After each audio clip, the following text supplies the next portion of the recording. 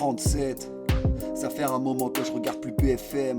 L'actualité se passe devant mes yeux. La vie depuis quelques temps n'est plus pareille. On se confine malgré que certains s'obstinent. Le hashtag restez chez vous prend de l'ampleur. Certains comptent les jours, d'autres les heures. Moi je compte celles qui me rapprochent de ses petits doigts. Mon fils me manque, laissez à maman car le risque était trop grand. Elle me donne des nouvelles, on s'appelle en visio. Elle m'envoie des photos pour combler le vide. Mais je vais mon cala du matin. Quand il me réveille elle me prend dans ses petits bras. Mais pourquoi papa? Pourquoi papa? Mais pourquoi papa? Tu soignes les gens contre la petite bête. Rien de plus beau que l'innocence d'un enfant. Et ma famille aussi me manque. Je pense à ma mère qui chaque jour s'inquiète. Si elle savait combien moi aussi. Ça part en couille.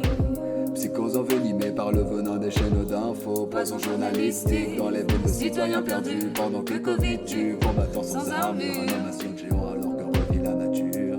Sommes-nous condamnés? Notre destin est-il scellé? Sommes-nous condamnés? Ça part en couille. Psychose envenimée par le venin des chaînes d'infos. Poison journalistique dans les veines de citoyens perdus. Pendant que Covid tue, combattant sans armure. Un homme assis de géant alors que revit la nature. Sommes-nous condamnés? Notre destin est-il scellé? Sommes-nous condamnés?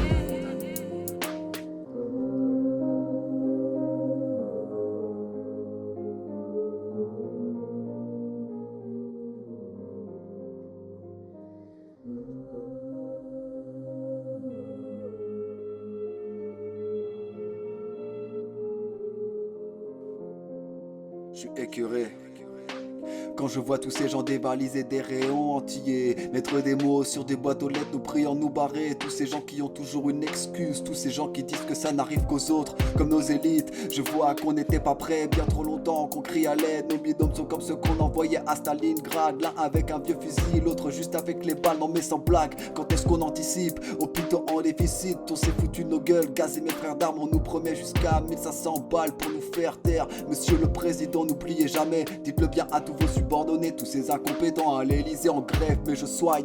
T'as déjà zappé, piqûre de rappel à chaque fois que je m'en rappelle, ça me fait mal comme PL, ouais.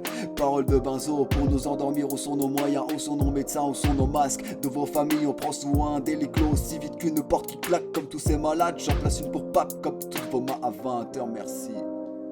Mais c'est chaque jour que nous aussi nous avons besoin. Quand on est dans la rue, vous êtes combien? Plutôt que des insultes, des crachats au visage. Non, en fait, c'est bon. Continuez de taper dans vos mains, bon petit pantin.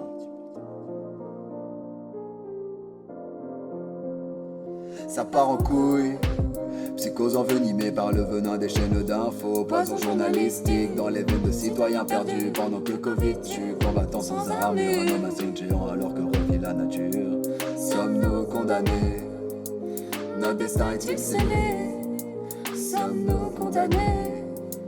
J'en place une pour nos caissières, tous nos pompiers, ambulanciers, secrétaires médicales, nos assistantes sociales, nos médecins, mes collègues, paramètres, les spuristes, nos chercheurs, les gens avec un grand cœur, ceux qui ont compris ce que ça voulait dire s'entraider, tous nos éboueurs, nos livreurs, nos postillers, mon bar tabac du faubourg Bannier, nos chauffards routiers qui sur l'autoroute te font un peu chier. Mais pris pour eux, ils remplissent tous les rayons que vous saccagez. J'en place une pour l'Afrique et tous les pays du tiers-monde qui comme des mouches eux aussi tombent. Et ça parle de tests, honte à vous rescapés de jeunesse hitlérienne.